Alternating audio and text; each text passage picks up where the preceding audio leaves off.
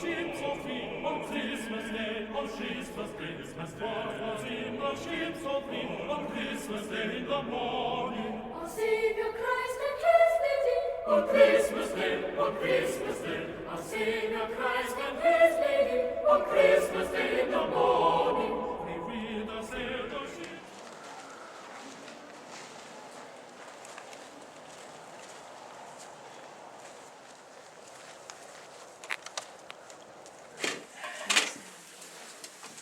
Where'd he go? There's a Kentucky coffee tree. Those are kind of hard to come by. Oh, wow. You roast those up and they actually make a nice coffee substitute without caffeine. But Yeah. the trees are fairly uncommon now to find. She was just noting that this nut, it actually tastes like a lot of different things. You can taste a little turkey in it, a little... Kind of tastes to me like sort of like a potato. Yeah. But the thing is, kind of like, what does an apple taste like? Every apple's different, right? Yeah, exactly. If you take 1,000,000 Macintosh seeds and plant them, you get 1,000,000 totally different trees, and none will be a Macintosh. Every chestnut tree has slight variations, even if it's the same type. So with the ones we have here, you see how uniform they are in size? I almost guarantee you that they're a grafted variety because they peel real easy and they're very uniform in size. That's the only way you can replicate that is to take a cutting off it and graft it. Oh, wow. I've got I just know she's nervous. 6 different varieties of chestnuts at home that are grafted trees because I like that specific nut. And if I take the tree and grow the nut out, the nut's going to give me something different than the parent. I mean, just like if you have kids, your kids will have your nose, but they're not you. Yeah. Same kind of deal. So the only way you can reproduce that the same every time as asexual is by grafting. Oh, wow. I have a question for you. I don't know if you can answer it. Please. In fact, this is mind blowing. Much Look at this cheaper and guy. much better. That's a guy. It gets better. That's crazy. I mean, this is my favorite. If you can see this, it's kind of hard to see. That is a man right Oh there. my gosh. And if that man is 6 feet tall, I used him as a gauge, it's 60 feet to the first branch, stick straight with no branches. Feel the difference? Wow. I've actually seen barns where the sill, the bottom beam, 60 feet long was here at one tree. Didn't even have to lap it over.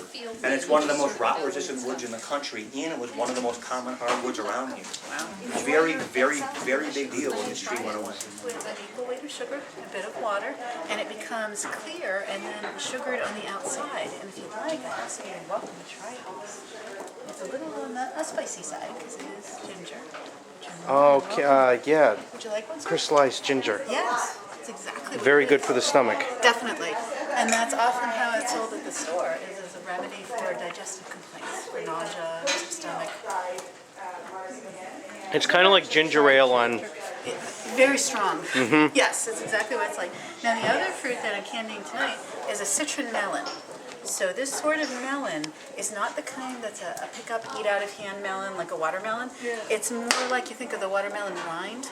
And what we're doing is cutting up just into very small pieces. And then we can use the scale to weigh out an equal amount of sugar to the melon. And we have some that we're going to be cooking in a small tin-lined kettle over the fire with water. And it will do the same kind of thing as the ginger. It'll start to be almost translucent. And it'll look something like this. The wonderful thing I find of this is when you cook with it, making things like the fruit cake that you might try at the parsonage, it melts right into the cake. So you get this lovely, sweet, fruity bite, but it's not a chewy bit in the middle of the cake. It's not like the fruit cake we have today. Unfortunately, no, we've somehow lost all the great technique of making fruit cake, but it really should be a cake with a lot of fruit in it, very nice and soft and moist and sweet. So that was one way to use this. And you might see other candies out about as well. This one is much like you think of a rock candy today. It's this crystallized sugar. And another form would be to cook the sugar, but also add in a spice like a clove. So it would make another very spicy piece. Or you might candy peel from other fruit. So the citron that we think of comes from a citrus fruit from places like the Mediterranean. This is a candied lemon peel, done in the same way.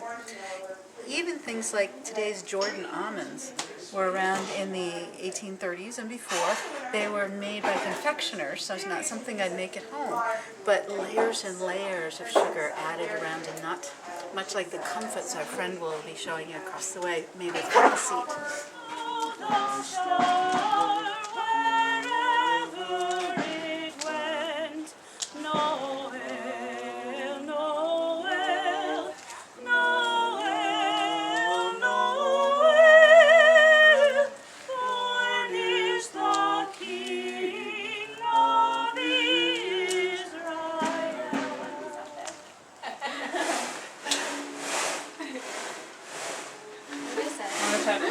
called a buzzsaw. See, you see on my hand. See, if you put a piece of paper there, it will actually cut it right down, but it won't hurt your hand, you know. Really? Your hand hurt. Oh, good work. You passed it too. Good exercise, isn't it? Yeah. Buzzsaw? Yeah. Oh, wow. Oh, really? Yeah. Okay. Use this reflector oven. Pull it away now. But you see the baking sheets over there? They sit on top of this frame. So this could be used as an oven. It is an oven. Okay. Baker. So that's what we actually baked this on. Okay. Now there are many, many different types of gingerbread. You can have ginger nuts, ginger snaps, a white gingerbread, a hard gingerbread, soft gingerbread, different receipts. Interesting, yeah. Yeah. He evolves from is basically the common man's reaction to Cromwell's Puritan government that forbid the celebration of Christmas. Puritans were a lot of fun, weren't they? Well, Cromwell wasn't like that. He believed in basically giving pretty much people freedom of religion, but his government was a little stricter than that. They were just opposed to anything that even smacked of popery. So their attitude was, we don't even know when he was born. If you want to celebrate the birth of Christ, where is it in the Bible that he was born on the 25th of December? It's not. They say it was during shepherding season. And there's all sorts of arguments of when and where, and everybody's got a different opinion. And if you look at when the book was written and how people interpreted it hundreds of years later, things have changed, including climate. Yeah. So what happened is basically 6 years after the death of the Christ, in the Church of Constantinople, they said, we would like to have a celebration, but when are we going to do it, since nobody really knows? Matthew doesn't talk about it, Luke doesn't talk about it.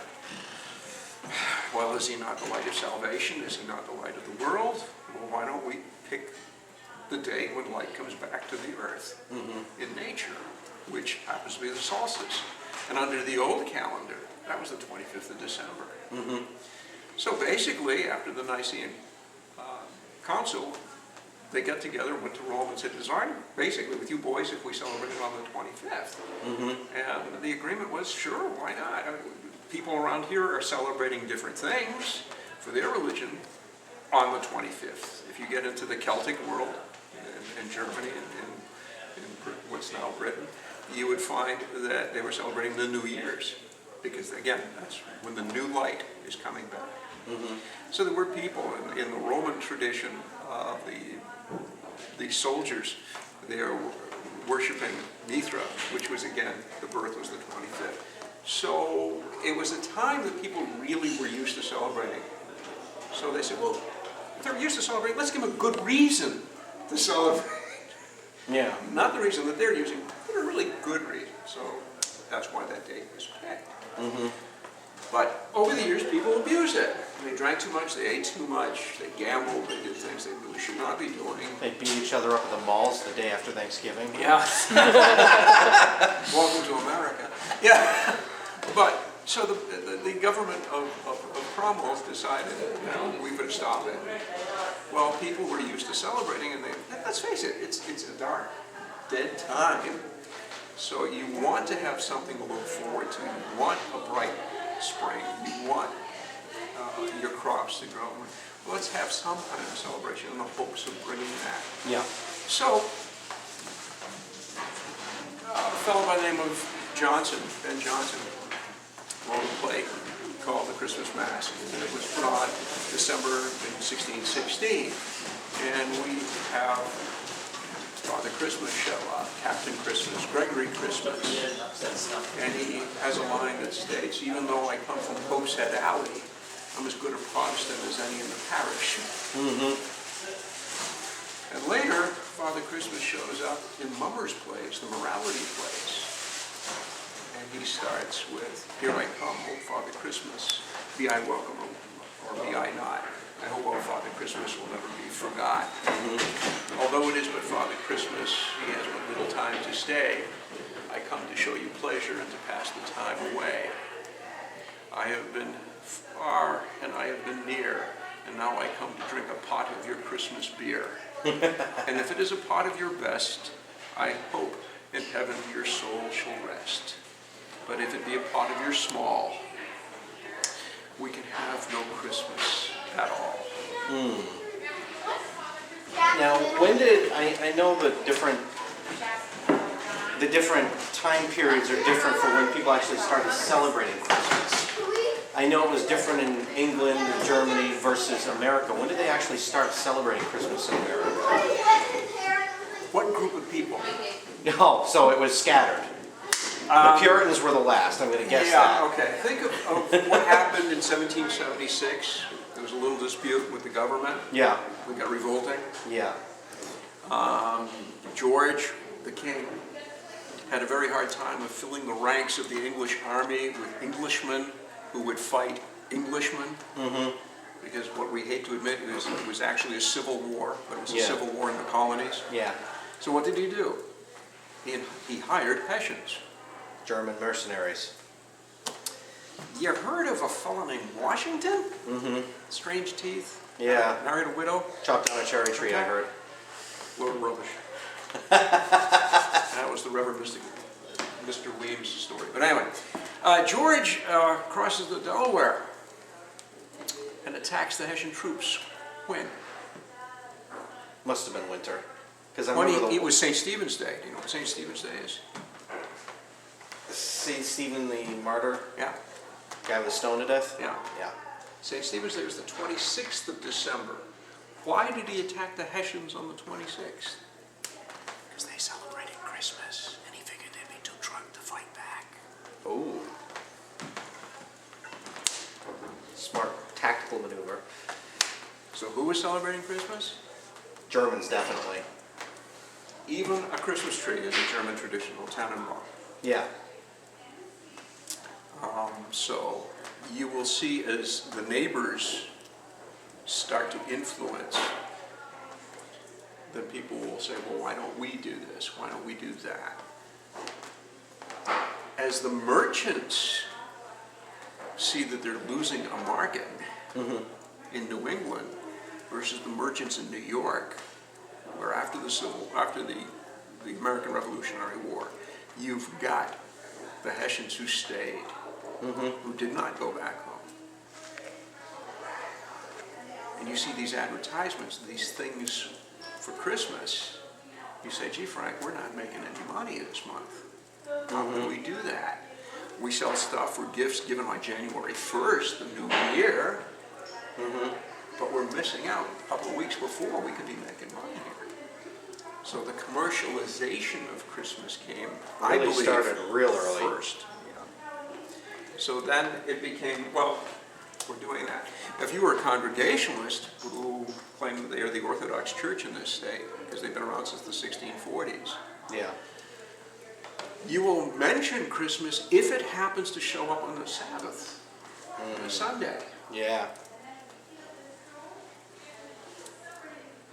We celebrate on the Sunday.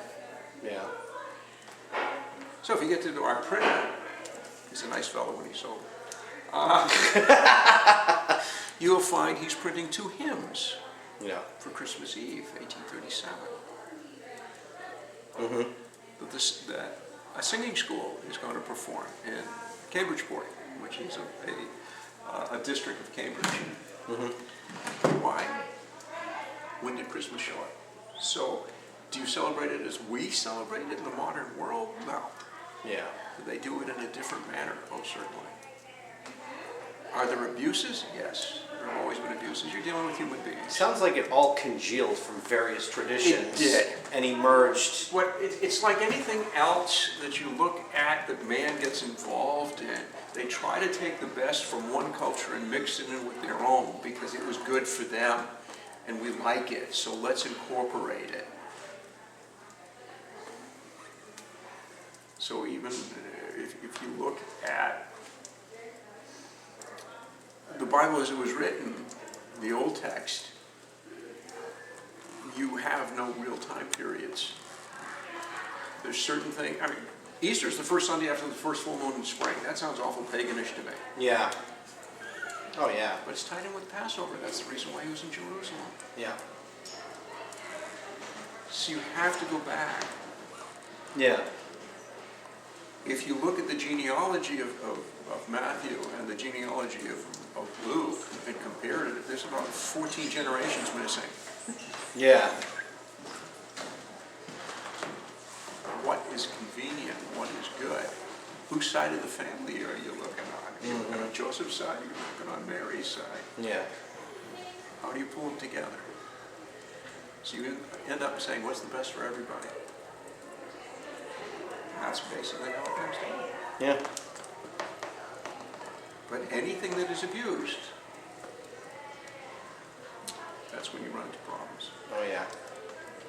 It's true. I know of a case where a woman was brought to court for damages because of a gentleman who had too much to drink in a bar. He was in a bar. And it went and kissed her sister in the spirit of the season. And he went to kiss her. Ha ha, laugh, laugh, joke, joke, kid, kid. And she said, no, if I need kissing, I have a husband at home who will do a better job than you will, thank you very much. Well, he persisted, and he forced himself, so she bit off his nose. Oh, jeez. Merry Christmas. And as it's written in the case log, and spat it out. So I give her credit for that. Wow. So he brought her to court for damages. And the court said, well, actually, she had the right to refuse. Yeah.